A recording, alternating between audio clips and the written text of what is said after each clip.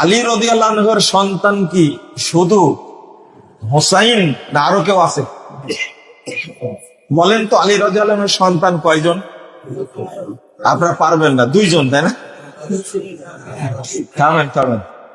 আলী রাদিয়াল্লাহু আনহুর স্ত্রী ছিলেন একাধারে 9 জন। কয়জন? 9 জন স্ত্রী ছিলেন। মারা গেছে, তালাক হয়ে গেছে, এইভাবে করতে করতে 4টা করে একসঙ্গে রাখতেন, মারা গেলে আরেকটা করতেন, তাহলে কয়টা হলো? 9টা। 9টা স্ত্রী ছিলেন।